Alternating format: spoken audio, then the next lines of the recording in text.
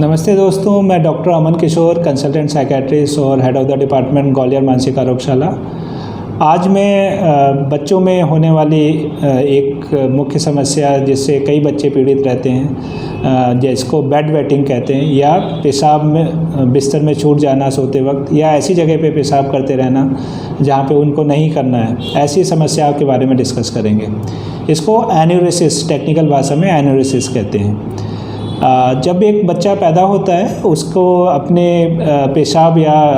Stool pass करने पे control नहीं होता है, तो वो बच्चा धीमे धीमे करके जैसे जैसी उम्र बढ़ती है उसको इसका कंट्रोल अपने आप दिमाग की तरफ से आ जाता है और वो बिस्तर गीला करना छोड़ देता है। कई बच्चे ऐसे होते हैं जो बच्चे कई सालों तक बिस्तर गीला करते रहते हैं और युवा अवस्था तक कई बार वो बच्चे बिस्तर गीला करते हैं। तो एन्यूरेसिस की समस्या या बेड वेटिंग की समस्या जो हम देखते हैं बच्चों में, वो उसको दो कैटेगरी में डिवाइड कर सकते हैं, एक प्राइमरी एन्यूरेसिस और एक सेकेंडरी एन्यूरेसिस। प्राइमरी का मतलब मुख्यतः कभी भी उसने बिस्तर गीला करना छोड़ा ही नहीं, और कभी भी ऐसा 6 महीने का ड्यूरेशन नहीं निकला है जिसमें कि उसने बिस्तर गीला ना किया हो। तो ऐसे बच्चों में अक्सर ये आदत कंटिन्यूएशन में रहती है। अमूमन देखा गया है कि 5 से 7 साल के बीच में बच्चे बिस्तर गीला करना छोड़ देते हैं। अगर इसके बाद भी बच्चा अगर बिस्तर गीला करता रहता है तो उसको प्राइमरी एन्यूरेसिस कहते हैं। ऐसे बच्चों में अक्सर ये देखा गया है कि ये बच्चे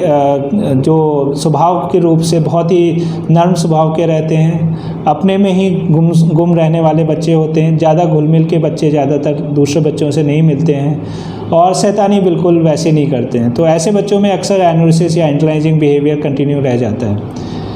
दूसरी कैटेगरी होती है जिसमें सेकेंडरी एन्यूरेसिस में, जिसमें कि लगभग 6 महीने तक उसने अपना बिस्तर गीला नहीं किया हो और उसके बाद फिर से उसको बिस्तर गीला करना स्टार्ट कर दिया हो,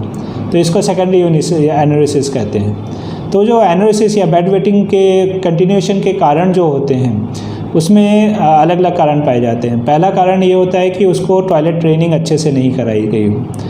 उनको टाइम से उठाया नहीं जाता हो टॉयलेट करने के लिए, या उनको निर्देशित नहीं किया गया छोटे से कि कैसे टॉयलेट को रोकना है और जाके टॉयलेट में ही यूरिन पास करना है। दूसरा, कई बार जो कॉमनली देखा गया है कि घर का माहौल अगर स्ट्रेसफुल होता है, जिसमें कि घरेलू कलेश घर में अगर चल रहे होते हैं, या अनड्यू कुछ प्रेशर बच्चे के ऊपर आ रहा होता है, या बहुत ही स्ट्रिक्ट पेरेंटिंग होती है जिसमें बच्चे को हर चीज़ करने के लिए बहुत डांट पिट के उससे काम कराया जाता है, बहुत स्ट्रिक्टली सारे रूल्स एंड रेगुलेशन फॉलो करने के लिए बोले जाते हैं। तो ऐसे बच्चों में भी अक्सर ये देखा गया है कि वो बेड वेटिंग कंटिन्यू रखते हैं या दोबारा बेड वेटिंग आ जाती है। तीसरा कारण होता है कि स्कूल में कोई समस्या चल रही हो जिसमें कि वो एकदम से किसी स्ट्रेस में आ रहा हो, बुलिंग वगैरह, जो बच्चों को दूसरे बच्चे चिढ़ा रहे हों या परेशान कर रहे हों, या फिर कई बार स्ट्रिक्ट टीचर रहते हैं, या फिर पढ़ाई में वो अच्छा परफॉर्म नहीं कर पा रहा हो जिसका बहुत ज़्यादा प्रेशर उसके ऊपर बनाया जा रहा हो। तो ऐसे बच्चों में भी एन्यूरेसिस की या बेड वेटिंग की समस्या कंटिन्यू रहती है। तीसरा कारण जो होता है यूटीआई, अगर उस बच्चे को यूरिनरी ट्रैक्ट में इन्फेक्शन है, मतलब पेशाब की नली में या पेशाब के रास्ते में कहीं पे भी इन्फेक्शन है, तो उस वजह से भी उसको बेड वेटिंग की समस्या बनी रहती है या फिर दोबारा स्टार्ट हो जाती है। तो इन केसेस में जिसमें कि बेड वेटिंग की समस्या रहती है उसको हम कई तरीके से उसको ठीक किया जा सकता है। पहला, स्वभाव में बदलाव लाके, उसके स्वभाव में किस तरह से बदलाव ला सकते हैं, उसमें अपने पारिवारिक माहौल को ठीक किया जाए, उसको सपोर्ट किया जाए। बिस्तर गीला करने पे उसको डांटा ना जाए कि उसको बहुत हार्श पनिशमेंट कई लोग देते हैं कि उसको सारे कपड़े जो उसके रहते हैं उससे ही धुलवाए जाते हैं, बिस्तर धुलवाया जाता है कि तो ये बच्चा अगर इतना करेगा तो वो अगली बार बिस्तर गीला नहीं करेगा। इस तरह से हार्श पनिशमेंट नहीं देना चाहिए बच्चे को। जब भी बच्चा बेड वेटिंग कंटिन्यू रख रहा है अगर, तो उसको सपोर्ट करें, और अगर आपको अंदाज़ा हो कि इस वक्त के आसपास उसकी पेशाब बिस्तर पे छूटती है या फिर वो पेशाब कर लेता है, तो उस वक्त से थोड़ी देर पहले ज़रूर उसको उठा के पेशाब की तरफ ले जाने की, पेशाब गृह की तरफ या टॉयलेट की तरफ ले जाने की आदत बनाएं उसमें। अगर वो उठ के सही समय पे पेशाब करना सीख जाता है कि मेरे को अगर अर्ज आ रहा है और इस वक्त मेरे को नींद से जागना है, तो अपने आप ही वो उठ के पेशाब करने लग जाएगा। कुछ दिनों के लिए जो उनके माता पिता हैं उनको ये चीज़ें ट्रेनिंग करने में मेहनत करनी पड़ेगी, उनको रात में उठना पड़ेगा, लेकिन एक बार ये चीज़ें स्टार्ट करने पे बच्चा अपने आप ही आदत सीख जाता है और वो टॉयलेट में जाके टॉयलेट करने लग जाता है।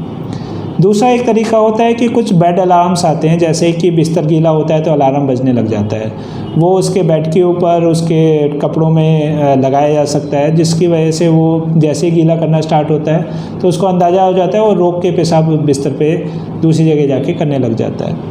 तीसरा, कुछ दवाइयाँ होती हैं, जो दवाइयाँ अगर ये बेड वेटिंग कंटिन्यू रहती हैं और बिहेवियरल मॉडिफिकेशन के बाद भी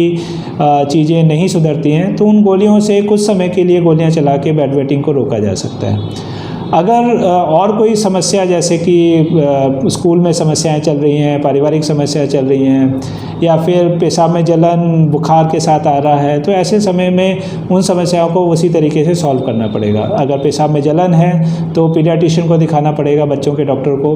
और उसका समुचित इलाज लेना पड़ेगा।